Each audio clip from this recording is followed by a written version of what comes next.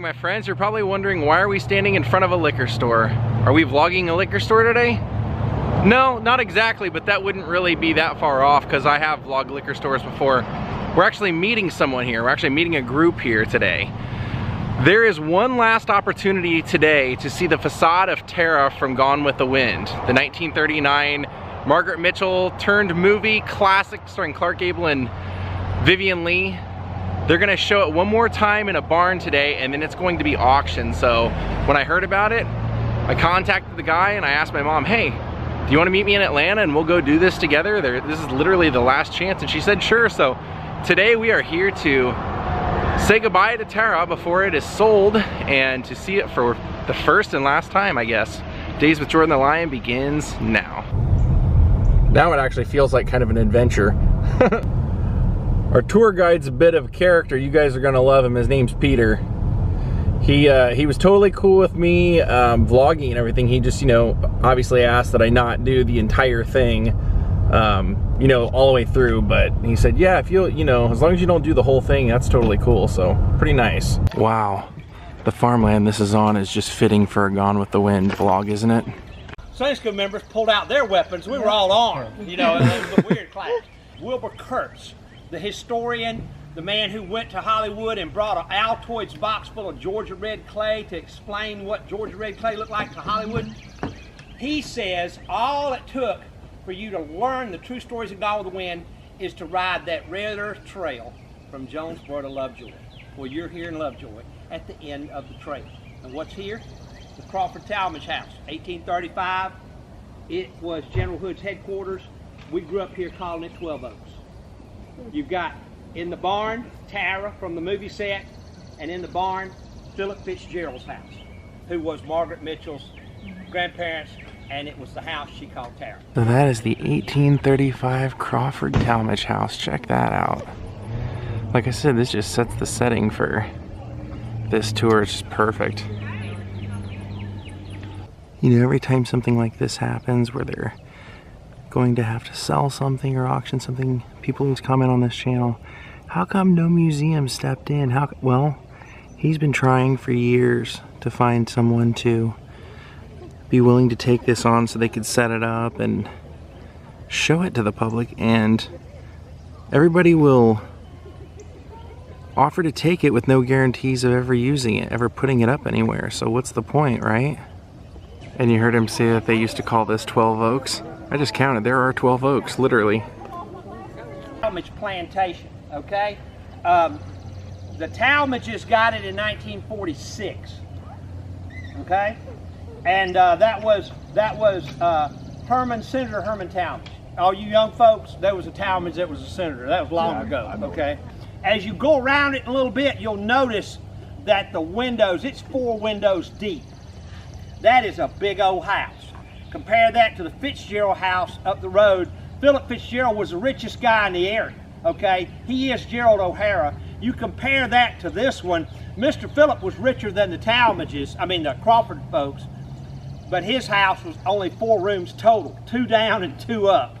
So Margaret said when she wrote Gone with the Wind, she said, I know when they make the movie it's gonna look like something out of Savannah and I'm gonna laugh out loud. Because Philip Fitzgerald was her Gerald O'Hara, and his place was tiny. Although he was wealthy, he was a part-time judge, he is Gerald O'Hara, no doubt. I'll tell you more about that in a bit. But when we go around to the Tara facade, you'll notice how deep that house is. When the book was written, guys, and this is what gets me about this, they act like this whole Gone with the Wind is a secret. How many of you are from Georgia?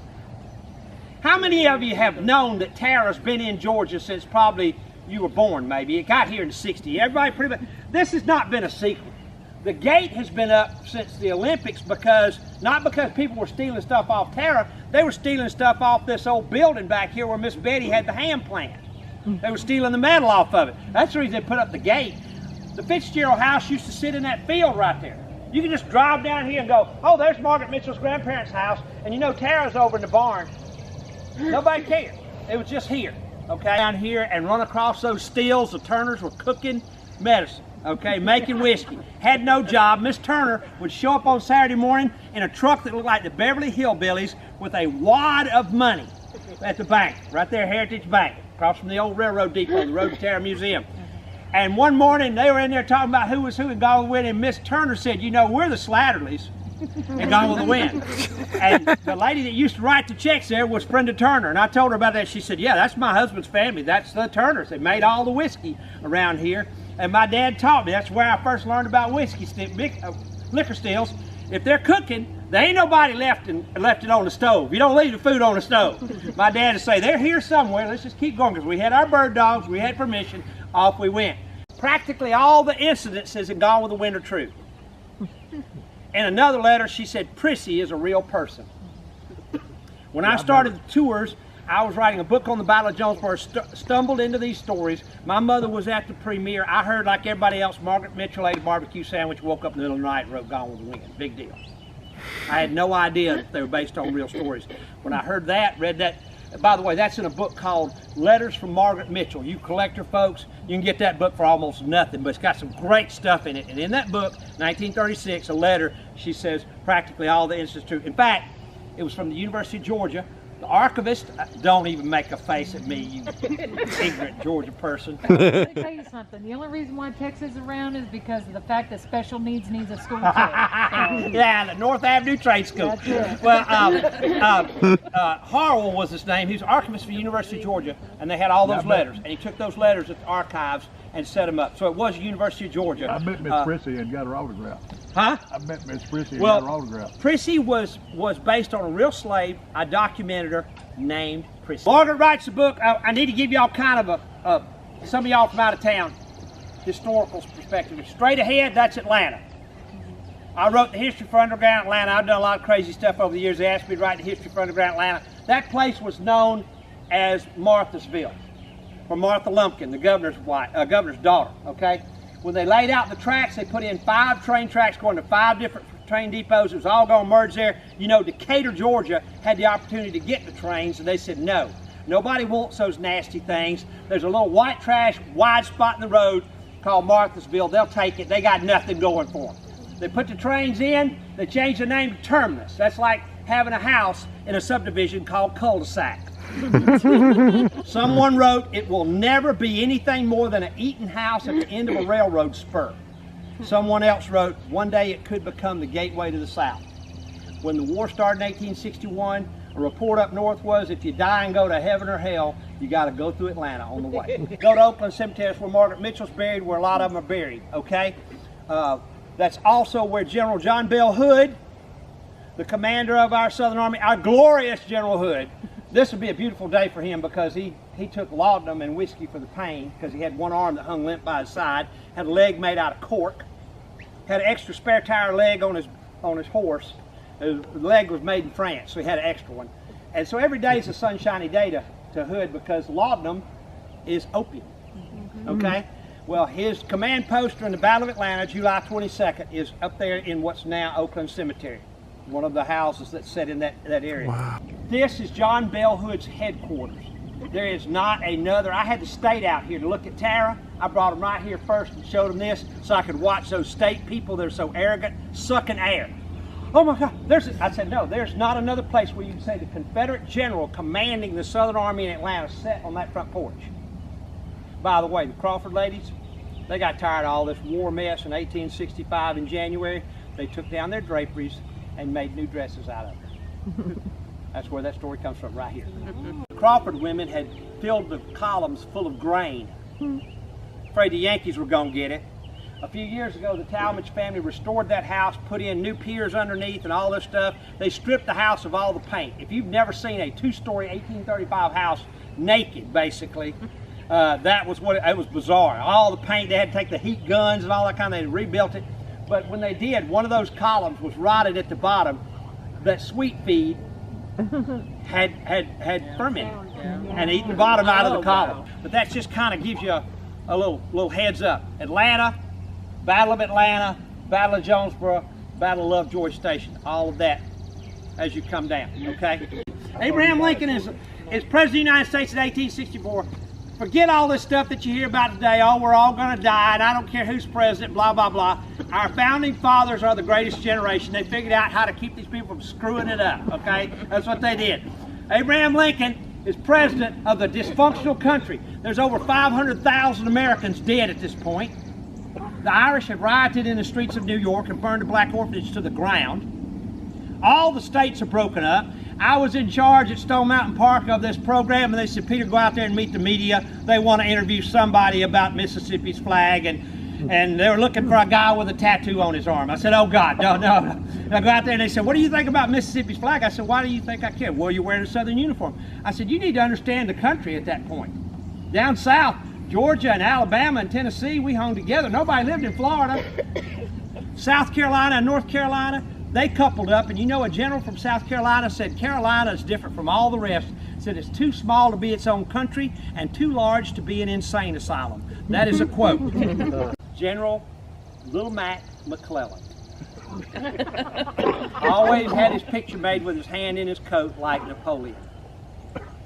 Abraham Lincoln was so angry at the commanding general, McClellan, Little Mac. The army loved him because he just loved to sit around and they fed him good and all that, but he never fought. Abraham Lincoln wrote a letter and said, if you're not using the army, can we borrow it for a little while? And eventually fired him. Now Little Mac McClellan is running against big, tall Abraham Lincoln on the peace ticket. Make me president, and I'll make two separate countries. That was happening in 1864.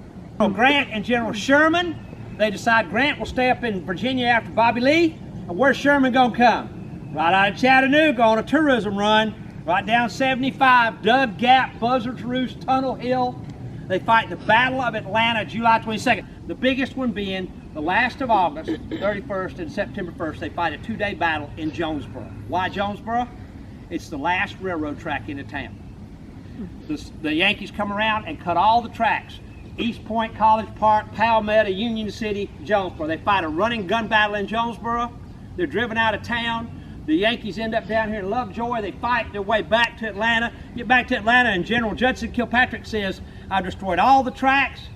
4 miles of track in Jonesboro. It'll take them a month to rebuild, but they'll rebuild it because it's the closest way into Atlanta. You know how long it took? One night. The Southerners had a train with a rolling mill on it, drove it up there and straightened out the tracks and straightened them out back into Atlanta. Jonesboro still has a couple of the bent rails in the Road to Terror Museum up there in Jonesboro. Velvet hat that Scarlett gets from Paris, it is in the Road to Terror Museum right now. They didn't even tell me, and I do the bus tours. You know what that hat's probably worth, by the way? It's got to be at least $30,000, maybe $50,000. Anything touched by Vivian Lee has gone through the roof.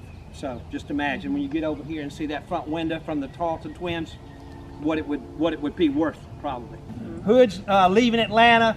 Rhett's got Melanie and the baby and Scarlett and Prissy in the wagon. That all happened up there. As Jonesboro fell, General Hood realizes what's happening and the back door is being closed. He said, hold out until dark, and that's when he blows up the railroad depot. If you're not from here or you are from Georgia and you've never done it, you can ride all around Atlanta and pick up and ride parts of the road mentioned in Gone with the Wind. Out on the Decatur Road, Mr. Kennedy is shot through the head. I can take you up there and we can drive the Decatur Road, can't we? I take the McDonough. My wife works for the state. I don't get on 1941 to 75. You out of town folks can do that. Yeah. I don't go to Disney World in Florida, and I don't get on 75. Okay, those two things I don't do. You take the McDonough Road. The old McDonough Road to the south still takes you to downtown Atlanta. Well, Hood pulls out, and where does he end up? In Fitzgerald's yard, and then later moving on down here because Philip Fitzgerald's house is right here.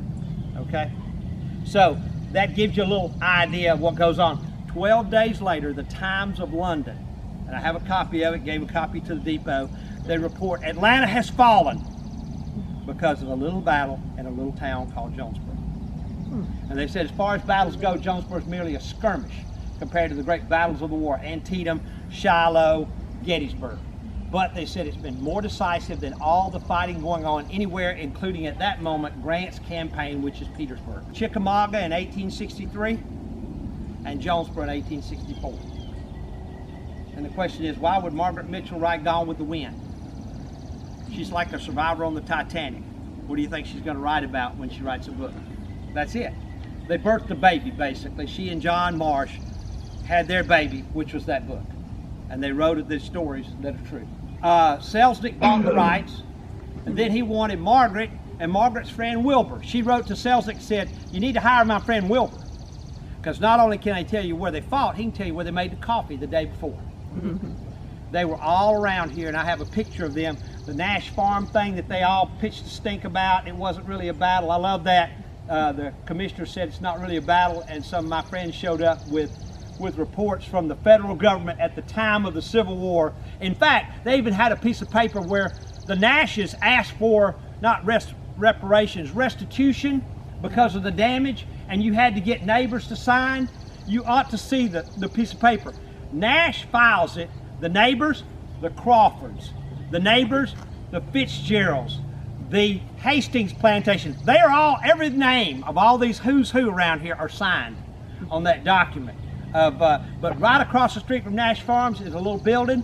I have a picture of Margaret Mitchell standing there in those old jodhpurs and those riding boots and that old sweater that she always wore all humped over, and Wilbur Kurtz was taking the picture. And it's right out, so right over there. They traveled all around here. They were trying their best to break Hollywood's heart when they showed up down here looking for hoop skirts and, you know, magnolias and sipping mint juleps, you know, and all that kind of stuff. She wanted them to see the rough, rustic world of the real side of the South that she wrote about. And of course, you know, she wrote that Scarlett wasn't a pretty woman. The house was a rambling piece of junk, and it really was. So that's where we are, and that's how we end up here. Mr. Kurtz, I'm helping restore Stately Oaks in Jonesboro. We're going to call it the Margaret Mitchell Memorial Park, and Margaret's brother Stevens Mitchell is helping us. And I would like to know who fought around my house in Jonesboro. And she said, while you're at it, can you answer a question we're all asking? Where did they film Gone with the Wind? He writes to her about the fighting, and then he says, as far as Gone with the Wind, it was all filmed in Hollywood. Anybody heard it was filmed at Boone Hall? That's a great one. I used to hear that all the time. Yeah, come to Boone Hall where they filmed Gone with the Wind in the yard. It was all filmed in Hollywood. He said, I was there. It was all there. He said, but if they want to know where it all happened, tell them to ride that old Red Earth Trail from Jonesboro to Lovejoy. It's all right there. But, I mean, they were all stoned in the night when he does the thing in front of whoever the new guy is that's going to write. Selznick plays all the parts and does all the girl voices, and they have this marathon all-nighter, and they're trying to get because Selznick's being everybody. That's just amazing. It amazes me that it got done at all. And who finishes it, Gone with the Wind? Who finishes directing Gone with the Wind? Fleming. Who directed Wizard of Oz. Think about it. Is that Freudian or what? What, didn't they say Clark Gable wanted him? The guy just came over from Oz to help finish out this crazy. Well, in fact, here's a question for you to be thinking about. At the end of Gone with the Wind, did they go back and do some touch up and rebuild on the Tower facade so that they could film that scene with Scarlett in front? You know, I'm sure 4 or 5 of y'all are already taking that picture of you standing at the fence, you know, Scarlett in front of Tara. I'm asking because I don't know. Because the stuff in the barn is still distressed. And everything I've seen is distressed. I'm wondering whether they didn't do CGI back then, but I don't know. I know they did a lot of painted stuff, and we have people a lot of times say, I can't wait to see the Tara facade because of the big stairs and all. You know, 12 Oaks was never built, but over the years I have met people that said, you know what, I had a house in Jonesboro on College Street. Next door to the greenhouse, down, the Rainers, their house was a 2-story house during the Battle of Jonesboro. It was hit by shell fire, the top floor was knocked off. Today it has this huge porch around it. I find Ada Jane Stewart, who lived there, hated First Baptist, said they buy houses to bulldoze them. Hey, it was fun. Her house, all the doors were held open with cannonballs. She lived in that house. She tells in 1989, 50th anniversary of Gone with the Wind, she said, growing up, we lived with Grandma, who was a child during the battle and saw it all happen. She said, so my playmate was a witness to history there on College Street. Said one day I couldn't find my playmate and I asked Mama, where's Mama? She said, she's got company on the porch. She was talking to Margaret Mitchell. And later that night she said, I was talking to this sweet young lady from Atlanta, one of the Mitchells, Peggy. You know, her family, you know, of course you got to go down. Southerners, we have to give you pedigree. You know, it's not just Bob. You know Bob, whose family is da-da-da, lives near the mill, you know, and their daddy got hung, and you know, they have to, and you know, every once in a while, if they know you real well, then they start adding the others, who so-and-so had that illegitimate child, you know, they start adding. But anyway, she said, yeah, Margaret sat on the front porch. Well, I tell that story to a group, and this lady goes, that's in Gone with the Wind. I said, what do you mean? She goes, Ashley and Melanie, what does the book describe their house as after they moved into the house in Atlanta after the war? Rhett marries Scarlett, builds with a big house on the hill. Melanie and Ashley are living in a house that had been a 2-story during the Battle of Atlanta, was hit by shell fire, knocked off the top floor. The owner came home and just capped it off. I was like, crap. Jane tells the story. Their mammy's name was Aunt Frances, and that was a hospital during the fighting, and Aunt Frances was stirring clothes in a big pot on the back porch because they were bringing it. By the time of the Battle of Jonesboro, there was no, we're going to take all the doctors prisoner. It was, there's too many people around here that need help, and you just work together. Famous story, you know, I've made my bones over the years telling these weird stories for Atlanta History Center and everything. Favorite one at Gettysburg is like 4 or 5 days after the battle. These people are sitting on the front porch, all these German families, they've lived through all the fighting, their fences are destroyed, their bodies are being buried and all. Said, up the street rides this Confederate medical officer on a horse. They're like, does this guy not know? Everybody's left, what's he doing here? And I mean, you know, they're still working on folks. You know, there's Yankee soldiers everywhere. He rides up, parks his horse out front, and goes and sits on the porch with them and explains that he's been in that hospital since July whatever, 1st, I think it was, when the battle first started. Been working straight through, and he said as the town swapped hands, whoever owned the town, their medical officer would be in charge. And he said, so when they left, I had all these Confederates, so they left me behind, so I've been over there. Finally, the chief medical guy at this one hospital, this Yankee officer, goes, why don't you go get out of here a while and take a break? So he just rode up the street, said his boots were red from the blood up to his knees. And he sat on the porch, they got him some buttermilk and a piece of pound cake, and he sat up there and tied his horse to the rail and visited with him. And after he took a break for a little while, and they visited, he got back on his horse and went back to the hospital and kept working. So in Jonesboro, it was the same way. Atlanta, the same way. You just first come, first serve. That's just what you do. And so Ada Jane's house was a hospital for everybody. She's the wife of Senator Herman Talmadge. She played bridge right here with Lady Bird Johnson and Jimmy Carter's wife, Rosalind. Oh, anyway, I know she just looks kind of like she's just a, you know, she always had kind of a Grady look to me. But anyway, it's just my opinion. But and you're gonna get it. But they used to play bridge here. I had a lady that I worked with at the county. She said I used to do work for Miss Betty, and said these parties were like the old song, went to a garden party. You just never did. She said, Peter, I was here when I looked up and Gary Morrison and Lucille Ball were coming around the corner here. If you get on YouTube, the Donahue Show, he interviews her. She's doing Maine, and they're traveling around from Maine.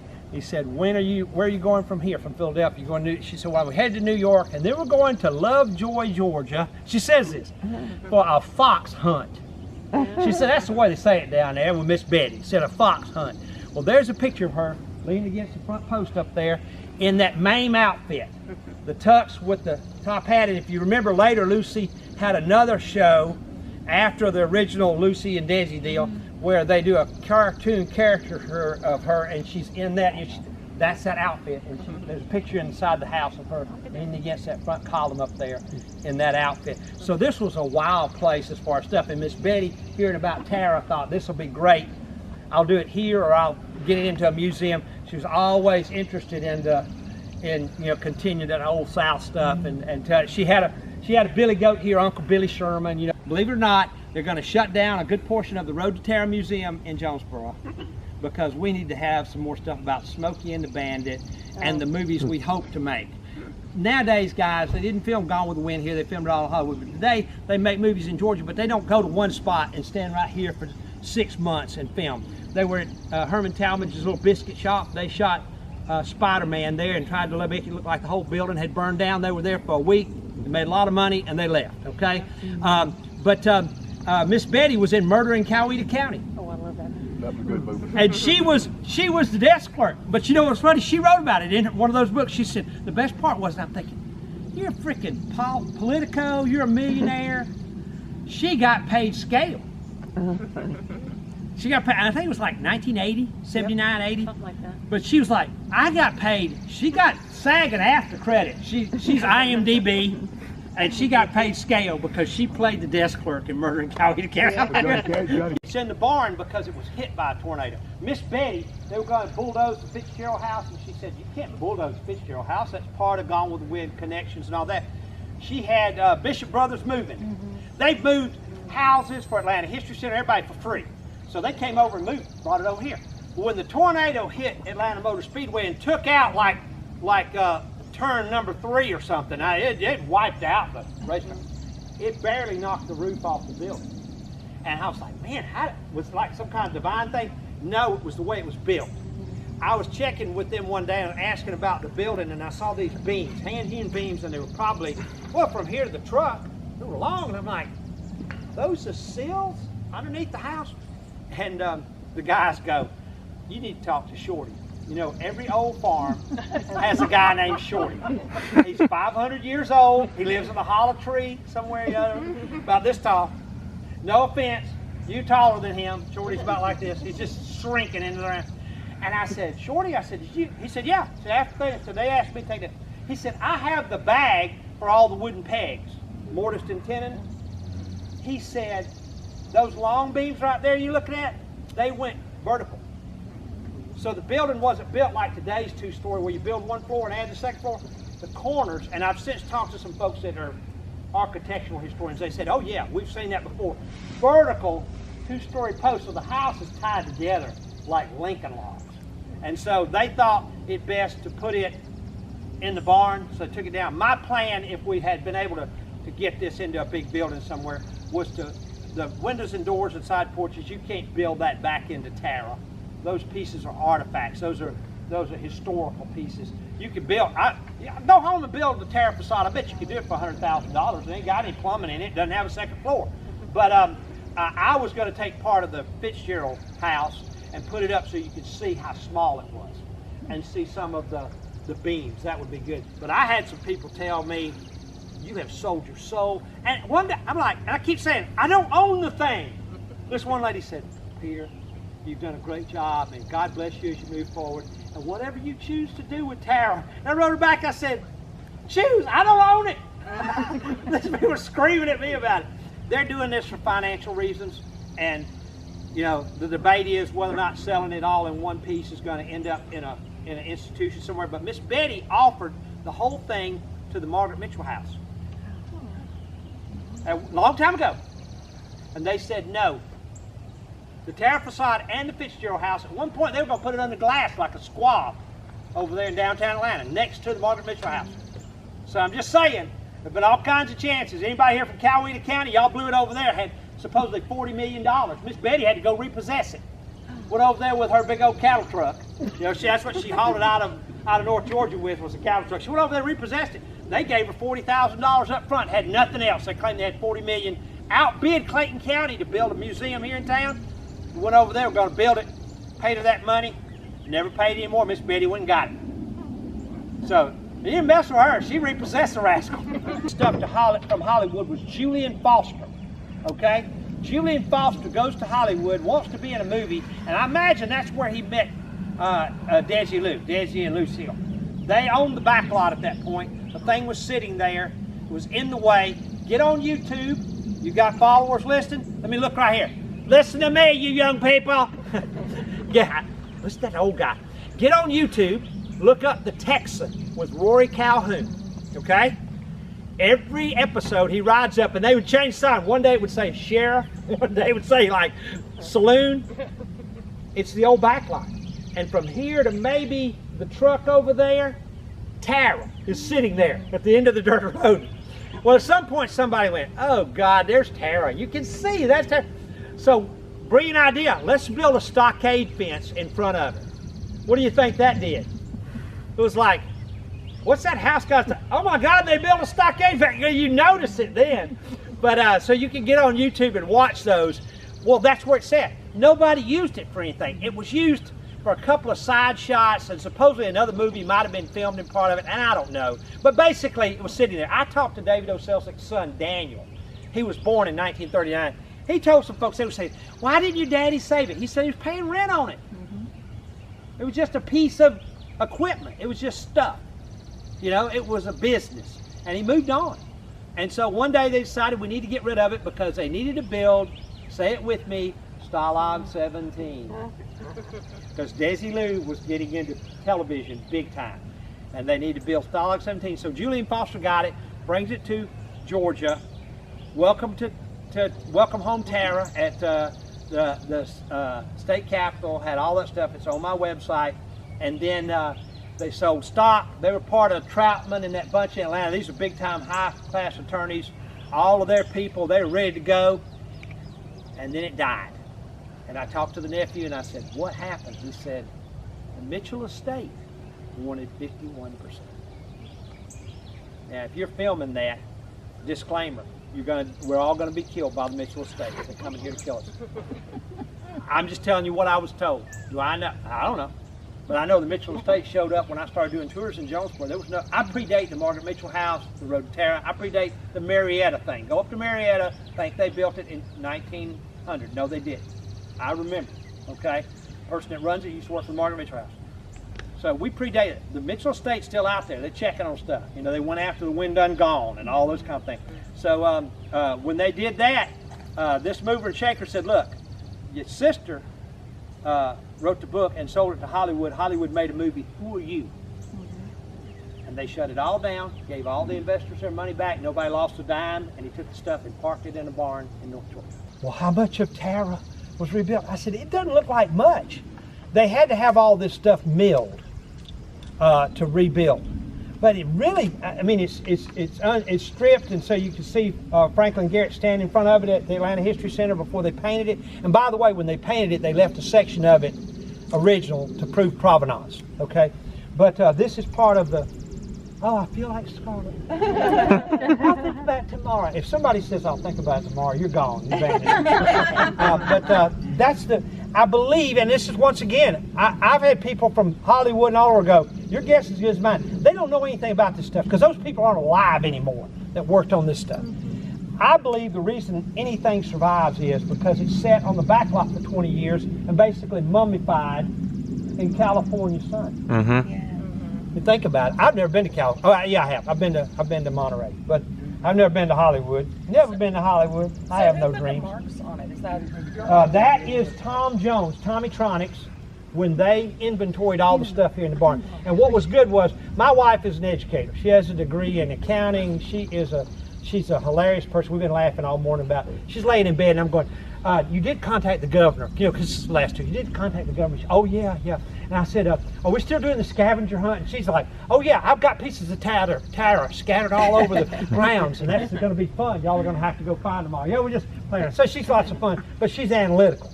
When we first showed up here in the barn, there were 20 go-karts and motorcycles. There were toilets, old doors. Tara was scattered all around there amongst feed bags and all. I mean, it's a barn find. Everybody knew it was here, so I don't want to say barn find. That's not right. But I said, what should we do first after we clean it? She said, we need to go back through and inventory it again. And what's good is, because of the sale, they contacted me. I could take Tommytronics list, and we had another lady who works for the courthouse in Fayetteville who's also very analytical. She did a Word document, man. And she's got it all down. So we could say everything was here when we showed up that Tommy said was here. Here it is right here. And so it's, you know, we've documented it. But it's just all been trial and error. But so why would this is, I think, fur. But y'all are welcome to come, fur as in wood, F-I-R. Y'all are welcome to come over and take a look and take a picture. This is the front door, lock of the front door. It should be, that's what we're thinking it is. Hinges. These are strap hinges. Wondered whether or not, see, this is another question. Were these handmade? Check that out. I think it's handmade. It looks handmade, doesn't it? And I'll tell you the clue that gave me that I think it's handmade. Look at the curve where the hinge goes, the little circle on the end down there. Look at the very end of that. See how it's pinched? See where it goes to? That means somebody hit it with one of those hammers. My great-grandfather was a blacksmith. He'd be embarrassed at me. I'm such a wuss. But anyway, he would have struck that hot with a hammer that had a point to it, and would have cut it off, and of course basically pinched it. During the Olympics, during a Gone with the Wind party, and my friend Fred Crane, who was one of the Tarleton twins, used to call her Annie. And Annie supposedly said to Selznick, Mr. Selznick, I don't need to wear all that stuff under the hood. I got it this cover. I mean, she played with Mickey Rooney. She can handle anything. That guy's nuts. But he said, look, he said, you're playing the daughter of a wealthy planter. By God, you're going to know what it feels like. And as an actor, I can see where it probably really worked for them when they were picking cotton in Chico, California, going from all the fancy dresses to then going to very low rent clothing. And I love the baby's shoes when Melanie's sitting on the porch and the baby's wearing moccasins. That's very much period. And for those of you who like period stuff, when they're standing on the front porch, this is how, really exactly, when they're standing on the front porch and seeing Ashley, look at the top of, I'm not sure if it's Scarlett, I think it's Melanie's dress. There is a Confederate CSA button at the top of her dress. That was not unusual for you ladies to wear a uniform button on your dress as a memorial, as a remembrance, you know. And also Mammy's dress looks like to me she's wearing buttons made of hickory nuts or some type of nut covered in cloth. That was another thing that they just picked up on. Of course, you had what's her name from Macon, whose father was a Confederate veteran. The guy was 1,000 years old. Him and Clark sat around and scratched and smoked and told dirty jokes with Susan Myrick. He liked to do it just to make them mad. You know, he had a real thing. I mean, Clark eating onion sandwiches. He had a real thing with Vivian Leigh because she was a professionally trained actress from England. It scared the bejesus out of him to dance with her. The waltzes and stuff. That just, you know, put him in a situation where that's got to go on, and then later he's got to cry and all that. Yeah, it was brutal. You know, at night those women went and to see George Cukor, who was fired for being gay. They referred to him as the ladies' actor back then. But and it wasn't just that. You know, just some. I'm saying that they fired him for being gay. That's what some people say. I was like there was nobody else gay in Hollywood. Yeah. There's never been anybody. Oh my God, there's one. Yeah, but it was something. They got cross about something. You know, it's like, Peter, we fired you because you have a beard. Now you fired me because you didn't like me 20 years ago, and you kept finding things till, you know. Yeah. But they would go at night and study with him because they hated Victor Fleming because he had this whole different perspective. This is what they thought anyway. So interesting. These are the bricks.